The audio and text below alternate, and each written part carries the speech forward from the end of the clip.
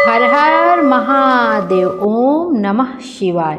फाल्गुन अमावस्या का व्रत इस बार 17 फरवरी दिन मंगलवार को रखा जाएगा। हिंदू धर्म में अमावस्या तिथि का विशेष महत्व होता है। इस दिन पितरों के निमित्त तर्पण और श्राद्ध किया जाता है। इस दिन सूर्य देव को अर्घ्य देने, पितरों का तर्पण करने और भगवान विष्णु की पूजा करने का विधान है। साथ ही फाल्गुन अमावस्या पर भोलेनाथ की पूजा करने से मनवांछित फल प्राप्त होते हैं और हमारी सभी मनोकामनाएं पूर्ण होकर जीवन में खुशहाली आती है। वैदिक पंचांग के मुताबिक इस बार फाल्गुन मास की अमावस्या तिथि 16 फरवरी को शाम 5:34 पर आरंभ हो रही है। साथ ही इस तिथि का समापन अगले दिन 17 फरवरी को शाम को 5:31 पर होगा। ऐसे में उदया तिथि के अनुसार फाल्गुन मास की अमावस्या 17 फरवरी को मनाई जाएगी। इस दिन तर्पण के लिए सबसे शुभ मुहूर्त अभिजीत मुहूर्त है। अभिजीत मुहूर्त दोपहर 12:37 पर आरंभ हो रहा है। साथ ही यह मुहूर्त दोपहर में 1:23 तक रहने वाला है। इस मुहूर्त में पितरों का तर्पण, दान स्नान करना शुभ रहेगा और साथ ही इस अमावस्या पर सूर्य ग्रहण भी लग रहा है। आइए जानते हैं सूर्य ग्रहण कब से कब तक लग रहा है और साथ ही इस सूर्य ग्रहण का प्रभाव भारत में पड़ेगा या नहीं पड़ेगा, और यदि भारत में पड़ेगा तब जो है सूतक काल कब से कब तक मान्य रहेगा और हमें कुछ विशेष बातों का कौन सी विशेष बातों का ध्यान रखना होगा, यह भी हम इसी वीडियो में जानेंगे। हिंदू धर्म में सूर्य ग्रहण का विशेष महत्व होता है। साल 2026 का पहला सूर्य ग्रहण है।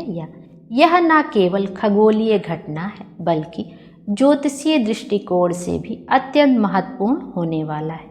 इस बार का सूर्य ग्रहण काफ़ी खास है क्योंकि शनि की मूल त्रिकोण राशि कुंभ में लगने के साथ साथ शुक्र, बुध, राहु और सूर्य जैसे शक्तिशाली ग्रहों का भी लगा हुआ है। फाल्गुन मास की अमावस्या तिथि को लगने वाला सूर्य ग्रहण ज्योतिषीय दृष्टि से काफ़ी खास माना जाता रहा है। इस अवधि में राहु के साथ साथ चंद्रमा का काफ़ी अधिक प्रभाव देखने को मिलने वाला है। यह सूर्य ग्रहण भारत में नजर नहीं आएगा।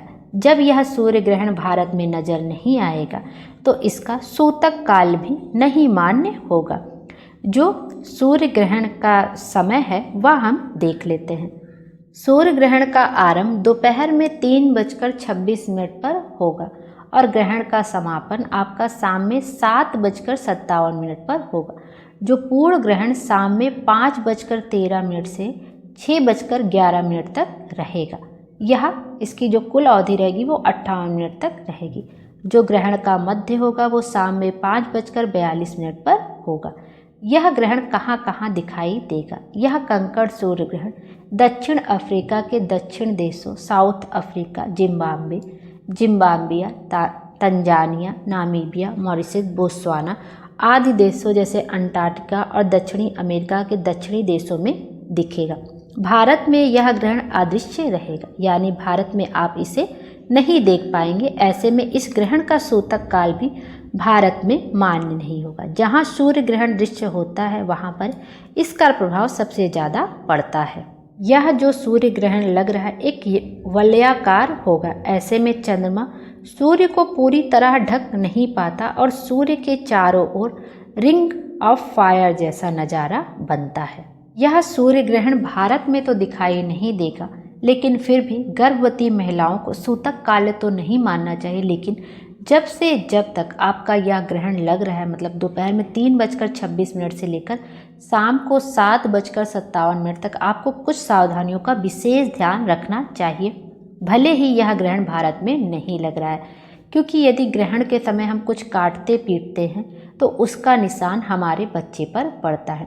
तो बस इतना ध्यान रखें कि आप अपने नाभि पे चाहे तो गेरू का लेप लगा लें या आप जो है गाय का गोबर मिल जाए तो आप उसको अपने नाभि पर लगा लें। तो इससे ग्रहण का कोई भी प्रभाव आपके बच्चे पर नहीं पड़ेगा। और जितनी देर तक ये ग्रहण लगा है, बहुत देर तक के लिए तो नहीं लगा है और सूतक काल भी हमें नहीं मानना है। तो जितनी कोशिश करें कि उतनी देर तक चलते रहें, मतलब चले या तो एक जगह बैठे, आलती फालती मार कर ना बैठे, हाथ पैर को मोड़े नहीं, कुछ काटे पीटे नहीं। बस इन कुछ बातों का आपको विशेष ध्यान रखना चाहिए। और जैसे आप कुछ खा पी रहे तो बहुत सावधानी के साथ खाइए पीजिए, तरह तरह का मुंह मत बनाइए।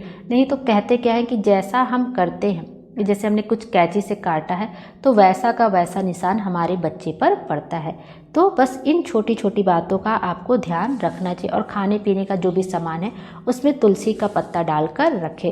और जब ग्रहण समाप्त हो जाए तो पूरे घर में तुलसी दल का छिड़काव कर दे, तुलसी जल का या गंगा जल का छिड़काव कर दे और अपने ऊपर भी थोड़ा सा गंगा जल छिड़क दे। और फिर उसके बाद आप कुछ भी खाएं पिए। इस तरह से आपको यह सूर्य ग्रहण पर ध्यान रखना है।